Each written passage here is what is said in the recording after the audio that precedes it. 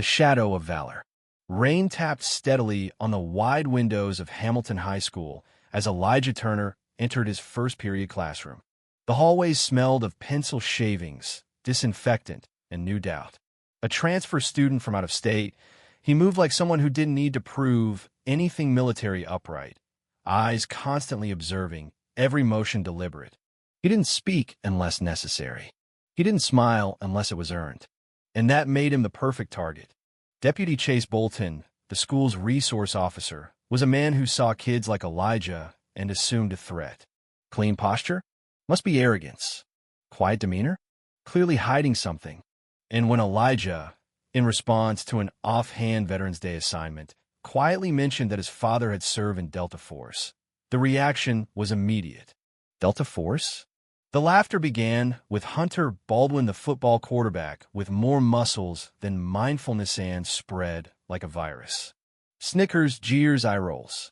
Then came Deputy Bolton's mocking voice from the hallway door. Delta Force? Kid, this ain't Call of Duty. The label stuck. Delta Boy. By lunch, the name had spread across the school like wildfire, whispered behind lockers, muttered in cafeteria lines. What no one realized was that Elijah wasn't watching them out of fear. He was calculating, mapping the room, sight lines, exits. He was tracking shadows, and he had been trained meticulously, invisibly for years. His father, Master Sergeant Dorian Turner, had disappeared from official military records when Elijah was only 8. Declared MIA. But he hadn't stopped existing. He hadn't stopped training his son. Letters had arrived over the years with no return address, filled with cryptic codes and survival exercises, burned after reading by his grandmother, Alma Turner. Alma had been an Army cryptographer before retirement, and she understood the gravity behind silence. She didn't just raise Elijah. She prepared him. Quietly. Thoroughly. Elijah kept his head down, as she instructed, until the world gave him no choice but to rise. It started with a confrontation in the locker room. Hunter and his crew cornered him again. My dad's a councilman, Hunter boasted. Knows every vet in this town. Never heard of a Turner. Not surprised, Elijah replied calmly, slipping his gym shirt over his head. You calling me dumb? I'm just saying you don't know everything. You know what I think? Hunter stepped closer. I think your dad ran off and left you, and you're just making up stories. Elijah didn't move, but his eyes sharpened. Don't talk about my father. A tense silence fell until the gym teacher's whistle broke it. At home, Alma was worried. Principal Garner had called. Deputy Bolton was pushing for disciplinary action over disruptive behavior. Elijah simply said, they asked. I answered. But the real shift came after a mysterious manila envelope arrived at their mailbox. No return address. Inside, a symbol Elijah recognized from his father's Codessa stylized hourglass split by a dagger in a single line. Hold fast. The time is near. Elijah knew then. The phase his father had warned about, phase Alpha, was beginning. He doubled his runs, changed his walking routes, noticed unfamiliar vehicles parked nearby. 2 men, always in plain clothes, appeared at different corners near the school, postured like former military. His instincts confirmed. They were watching. Then came the warehouse ambush.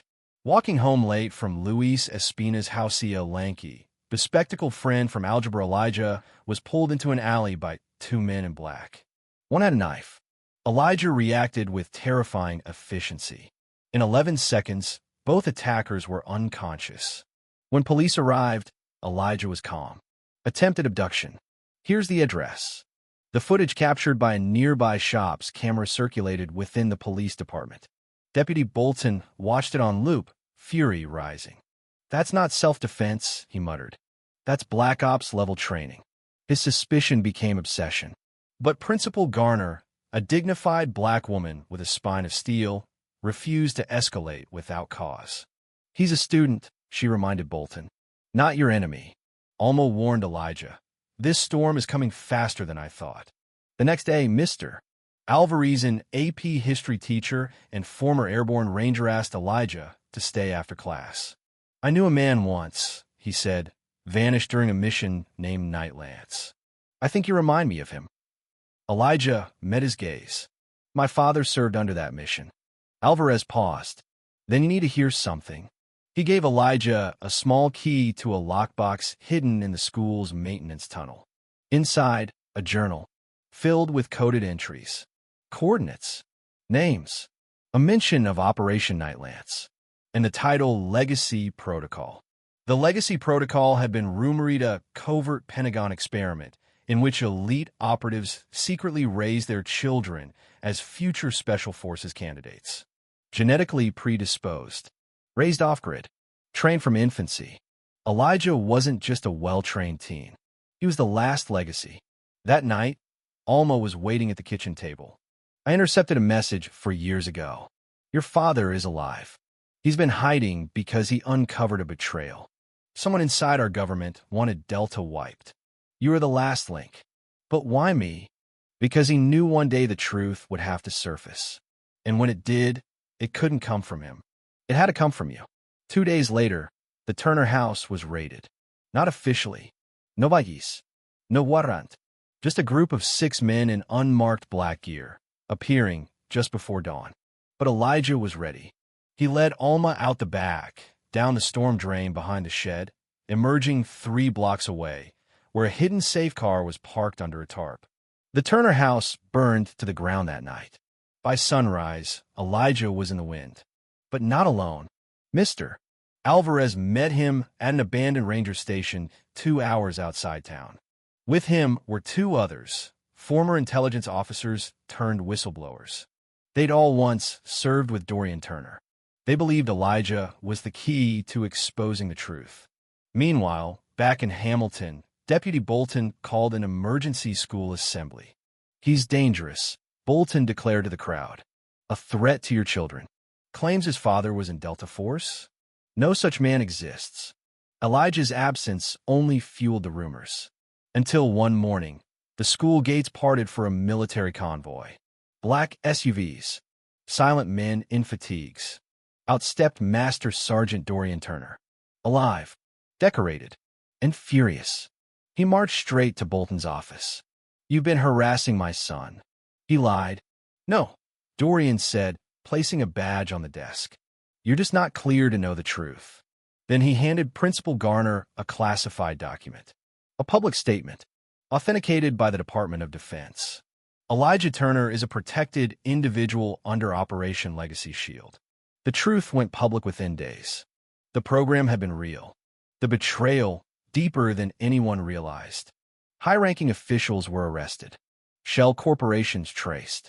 Whistleblowers emerged. And Deputy Bolton? Relieved of duty. Under investigation. Elijah returned to school under escort but walked through the doors without fear. Students whispered, but no one mocked. Louis sat beside him at lunch again. Delta boy, huh? He asked. Just Elijah, he replied with a small smile. 6 months later, a new plaque was added to the school's Veterans Memorial Wall. It read simply, in honor of Master Sergeant Dorian Turner and Elijah Turner, Defenders of Truth, Symbols of Courage. Beneath it, a quote. Sometimes silence is the most powerful weapon. Elijah stood before it, his backpack slung over one shoulder.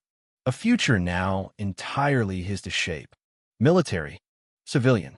Whatever he chose, it would be by his terms. Because legends aren't born. They're trained in silence and revealed when the world least expects.